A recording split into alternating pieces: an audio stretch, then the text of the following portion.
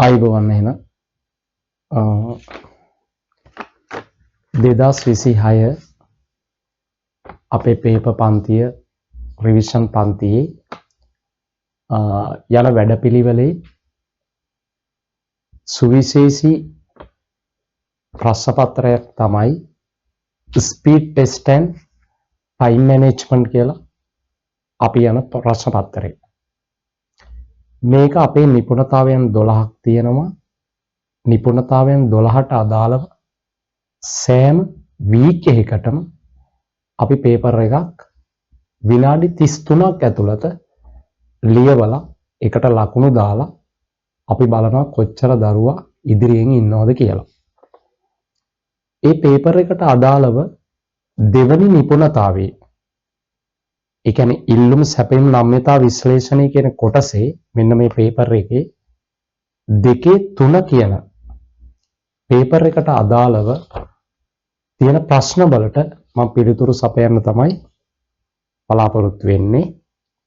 ඒක තමයි පළවෙනි ප්‍රශ්නේ මිලඉල්ලුම් නම්‍යතාවේ නිර්වචනය කිරීම. මිලඉල්ලුම් නම්‍යතාවේ නිර්වචනය කියන්නේ මෙන්න මේකට. අපි දන්නවා මේ තියෙන්නේ ඉල්ලුම් ශ්‍රිතය.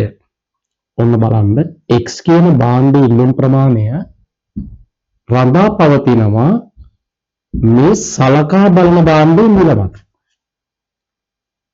තව සාධක බලපානවා සම්බන්ධිත භාණ්ඩ මිල, පාරිභෝගික ආදායම, පාරිභෝගික රුචිය T, අනාගත මිල අපේක්ෂා, ගැනුම්කරුවෝ සංඛ්‍යාව සහ වෙනත් සාධක. ඉතින් ළමයි මිලඉල්ලුම් නම්‍යතාවයට ගන්නේ මෙන්න මේ සලකා බලන භාණ්ඩයේ මිල. මේ x කියන භාණ්ඩයේ මිල. මේ x කියන භාණ්ඩයේ මිල ගන්නකොට මෙන්න මේ අනිකුත් සාධක ටික අපි හිතනවා උපකල්පනය කරනවා ස්ථාවර වෙනවා කියලා. වෙනස් වෙන්නේ නැහැ කියලා. මේ සලකා බලන භාණ්ඩයේ මිල කිසියම් ප්‍රතිශතයකින් වෙනස් වුණොත් මේ ඩෙල්ටා p වෙනස් වුණොත් යම් ප්‍රතිශතයකින් මෙන්න මේ පැත්තේ තියෙන මේ සලකා බලන භාණ්ඩයේ ඉල්ලුම් ප්‍රමාණය කොපමණ ප්‍රතිශතයකින් වෙනස් වෙනවද කියලා මන්න එකට කියනවා මිල ඉල්ලුම් නම්‍යතාවය කියලා. එහෙනම් මිල ඉල්ලුම් නම්‍යතාවය කියන්නේ නිශ්චිත අවස්ථාවක ඉල්ලුමට බලපාන මේ සලකා බලන භාණ්ඩයේ මිල හැර අනෙකුත් සාධක නොවෙනස්ව තිබියදී මේ සලකා බලන භාණ්ඩයේ මිලත් සලකා බලන භාණ්ඩයේ ඉල්ලන ප්‍රමාණය අතර තියෙනවනේ ප්‍රතිලෝම සම්බන්ධය.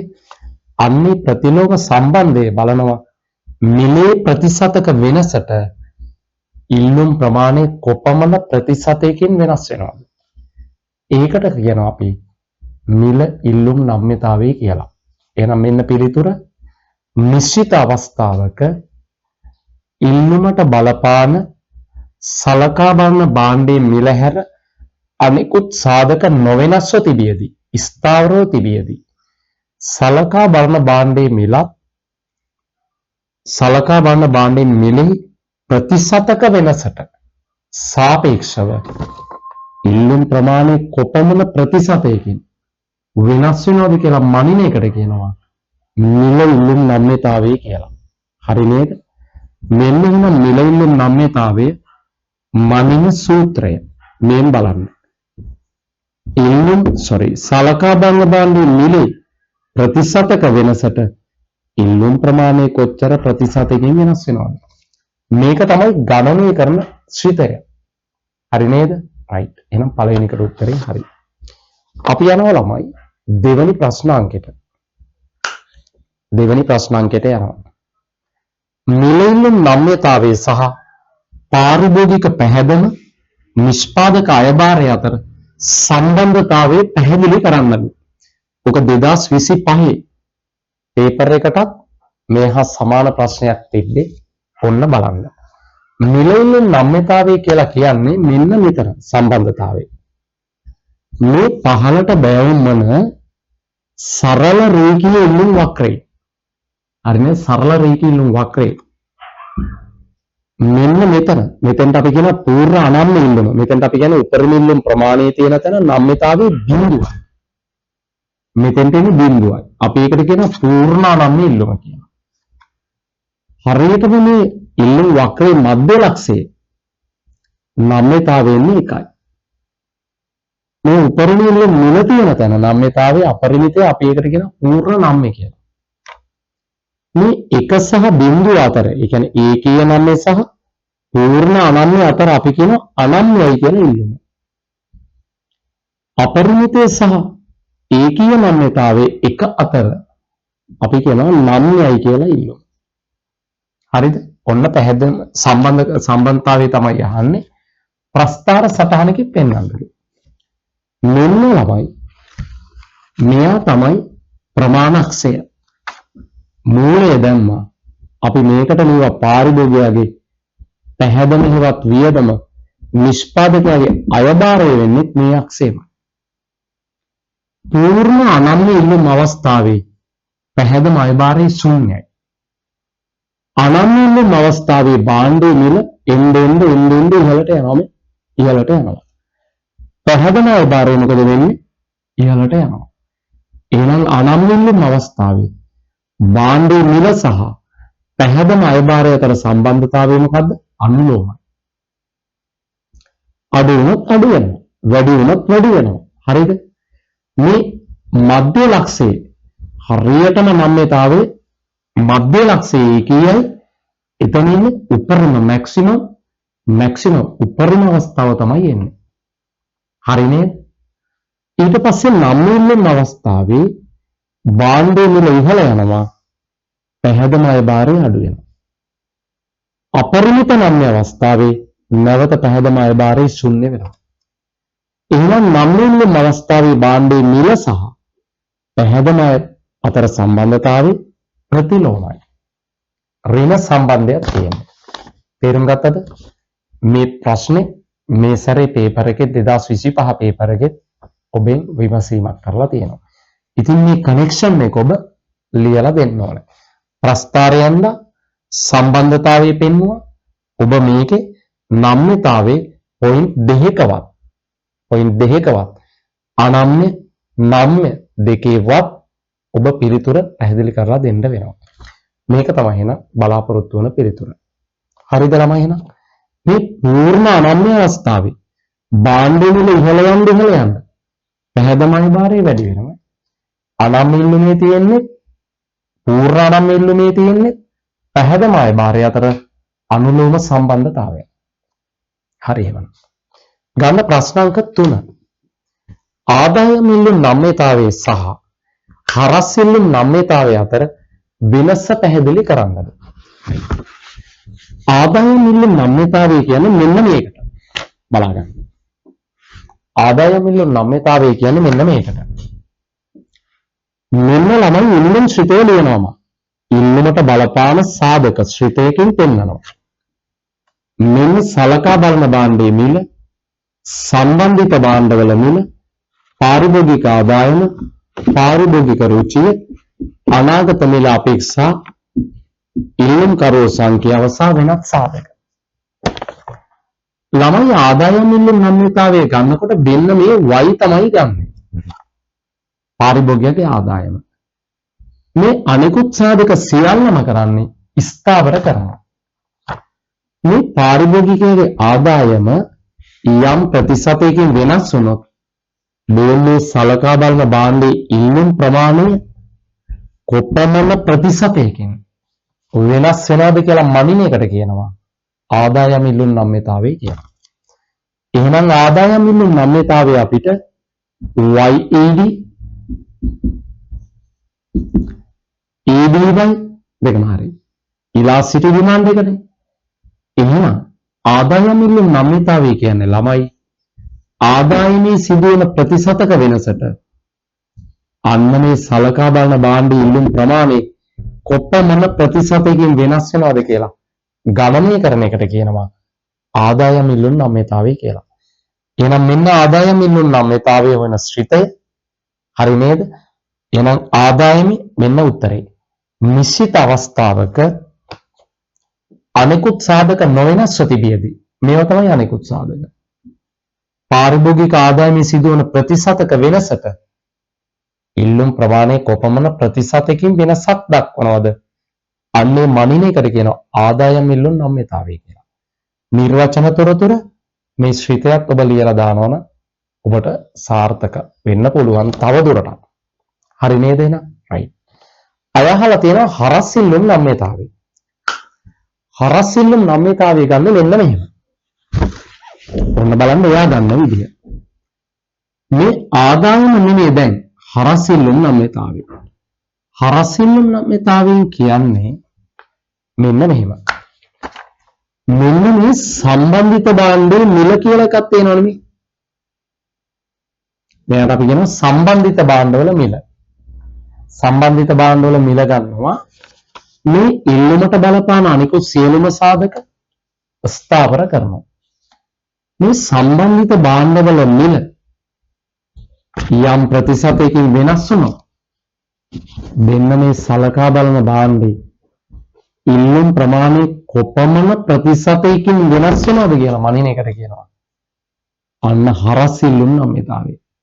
අපි ඒකට EDC cross demand elasticity මෙන්න ළමයි සලකා බලන භාණ්ඩේ නෙමෙයි අන්භාණ්ඩ මිල. මම එතෙන්ට දානවා N කියලා.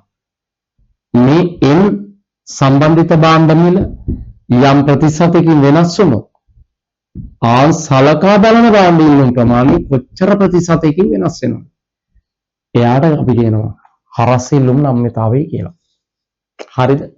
නිශ්චිත අවස්ථාවක සම්බන්ධිත භාණ්ඩවල මිල හැර අනෙකුත් සාධක නොවෙනස්ව තිබියදී සම්බන්ධිත භාණ්ඩයේ මිල යම් ප්‍රතිශතයකින් වෙනස් වුණොත් සලකා බලන භාණ්ඩ ඉල්ලුම් ප්‍රමාණය කොපමණ ප්‍රතිශතයකින් වෙනස් වෙනවද කියලා මනින එකට කියනවා හරස් ඉල්ලුම් නම්‍යතාවය කියලා.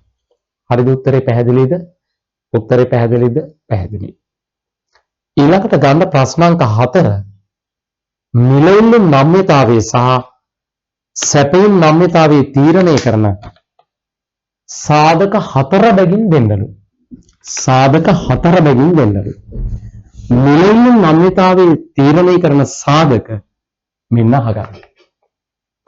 එකක් තමයි ළමයි භාණ්ඩයේ ස්වභාවය. අත්‍යවශ්‍යද නැද්ද යන වග. අත්‍යවශ්‍ය භාණ්ඩයක් නම් ඉල්ලුම අනන්‍යයි. සුඛෝපභෝගී භාණ්ඩයක් නම් ඉල්ලුම නම්‍යයි. ඔන්න එකක්. ළමයි තව එක කරුණක්.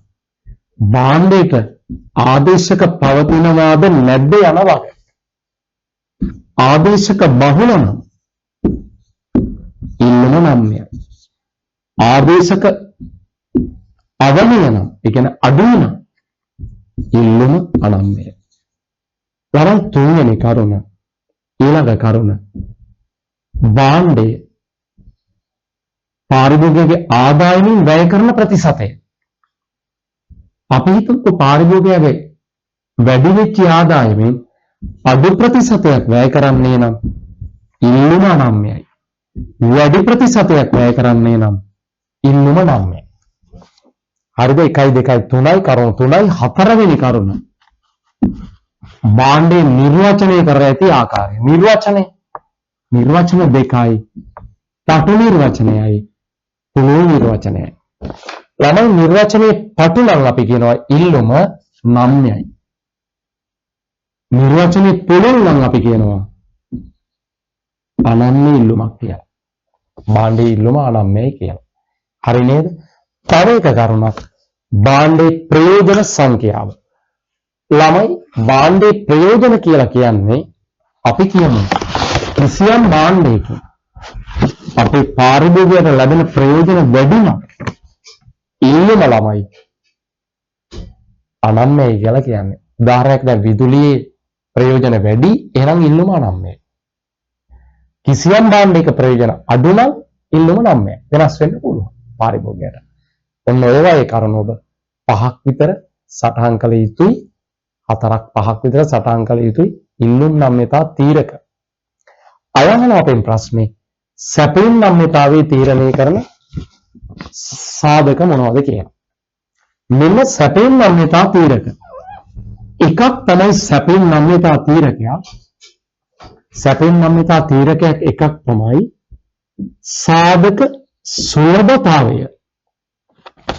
කිසියම් භාණ්ඩයක් නිපදවන්න සාධක බහුලව තියෙනවා නම් සැපෙම නම්‍යයි. සාධක අඩුයි නම් සැපෙම අනම්‍යයි. හරි නේද? අනික තුග පවත්වාගෙන යාමේ හැකියාව භාණ්ඩයට.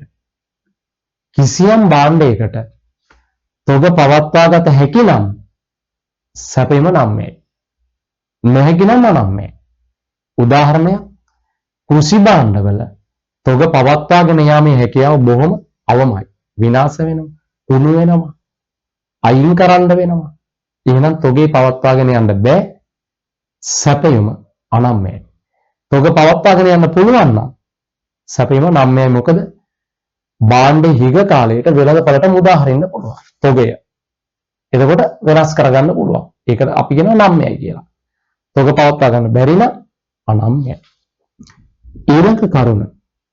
හරි නේද? ඊළඟ කරුණ. මුල වෙනස් වීමෙන් ගතවන කාලය. ගොඩ කල් වෙන යදවනම් භාණ්ඩේ මිල වෙනස් වුණාට පස්සේ ගොඩ කල් යනවා නම් සැපීම වෙනස් කරන්න.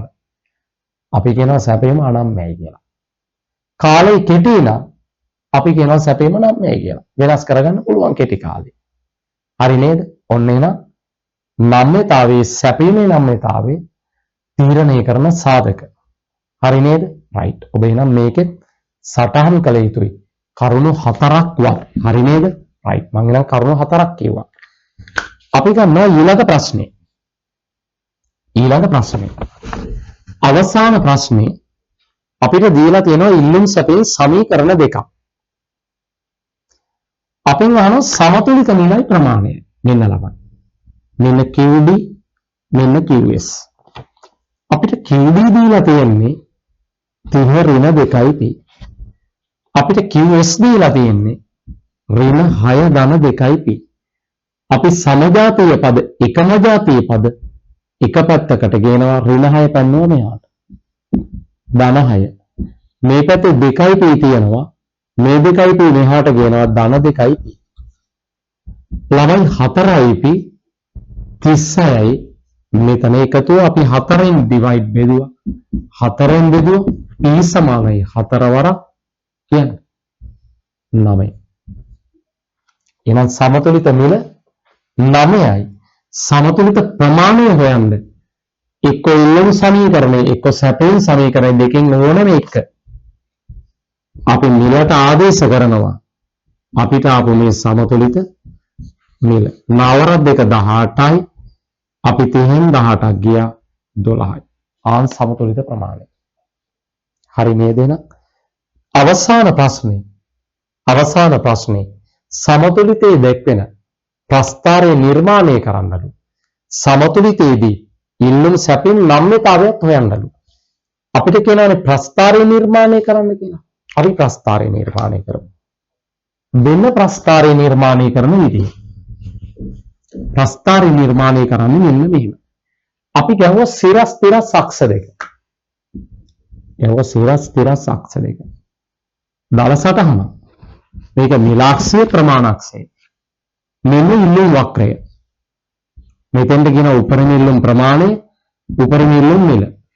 සැපින් සමීකරණයට අනුව අන්තක්ඛණ්ඩයේ තියෙන ඍණ 6යි. එහෙනම් මූලයට වම් අත පැත්තෙන් තමයි වක්‍රය ආරම්භ වෙන්නේ ඍණ කණ්ඩාංක හරි. අන්න සමතුලිත මිල අපිට ආවා 9යි. ප්‍රමාණය අපිට ආවා කීයද? 12යි. දෙන්න සමතුලිතයේ දැක්වෙන ප්‍රස්ථාර සටහන. හරිද එහෙමනම්? රයිට්. ඒකේ තව කොටසක් අහනවා. සමතුලිතයේදී ඉල්ලුම් හා සැපෙම් නම්‍යතාවය ගණනය කරලා දෙන්නලු. එහෙනම් අපි ඉල්ලුම් සහ සැපෙම් නම්‍යතාවය හොයන ශ්‍රිතය අපි ලියමු. සමතුලිතයේදී අහන්නේ. එහෙනම් අපි මේ නම්‍යතාවය හොයන්නේ ලක්ෂ මිල ඉල්ලුම් නම්‍යතා ශ්‍රිතයට හේතුව කෙලින්ම සමතුලිතයේදී කියලා අපිට දැනුම් දීම කරලා තියෙනවා. දෙන්න එහෙනම් ලක්ෂ සැපේ නම්‍යතා අපි ඉල්ලුම් නම්‍යතා ශ්‍රිතය හොයමු ඉස්සරලා. අනුව දෙන්න P8 QD. අපි මෙතෙන්ට කියන්නේ ඉල්ලුම් සමීකරණයේ බෑවුම කීයද මෙතන? අන්න ඍණ 2යි. සමතුලිත මිල ආවේ 9යි, ප්‍රමාණය ආවේ 12යි. හරි නේද? ආදේශ කරා. මේ තියෙන බෑවුම කොටස ඉල්ලුම් සමීකරණයේ බෑවුම කොටස තමයි මේ. අන්න ඍණ දෙක. හරි නේද? සමතුලිත මිලන් ප්‍රමාණය ආදේශ කරා. දෙවරක් 1යි දෙවරක් 6යි තුන්වරක් 3යි තුන්වරක් 2යි ළමයි දෙකේ ගොඩවල් 1යි ඉතුරු එකක් අන්න 5යි 10ට. ඍණ බෙදීම ධන ඍණ 1.5යි උත්තරේ. ඉල්ලුම් නම්‍යතාවය ඍණ 1.5යි. අපි යමු ඊළඟට සැපයුම් නම්‍යතාවයේ ගණනය කරන්න. මෙන්න වෙන විදිහ සැපයුම් නම්‍යතාවය. අපි සැපයුම් නම්‍යතාවය හොයන්නේ සමතුලිතයේදී මම ලිව්වා ESP කියලා. Elasticity Supply එක. හරි නේද? Elasticity Supply එක. මෙන්න වෙන ශ්‍රිතය delta QS බෙදනවා. delta P ගුණ P යට QS. අපි මේ කොටසට කියන්නේ මෙන්න මේ සැපයුම් සමීකරණේ බෑවුම තමයි මේ කොටසට අපි ආදේශ කරන්නේ. අන්න ධන 2යි. සමතුලිත මිල 9යි අපි ආදේශ කරා. ප්‍රමාණය අපිට ආවේ 12යි. අපි බෙදුවා දෙවරක් 6යි අන්න 3යි තුන්වරක් 2යි 3 බෙදීම 2 උත්තරේ 1.5යි 10. එහෙනම් වෙන්න සැපයුම් නම්‍යතාවයේ සමතුලිතයේදී. එහෙනම් එතනින් මේ පේපර් එකට අදාළ සියලුම ප්‍රශ්න වලට ප්‍රශ්නාංක 5ක් තියෙනවා. ප්‍රශ්නාංක 5ටම මම පිළිතුරු දුන්නා. එහෙනම් ඔබ මේකෙන් අධ්‍යයනය කරන්න 2-3 කියන ස්පීඩ් ටෙස්ට් පේපර් එකට අවශ්‍ය පිළිතුරු තමයි මේ සටහන් කරේ. හරි.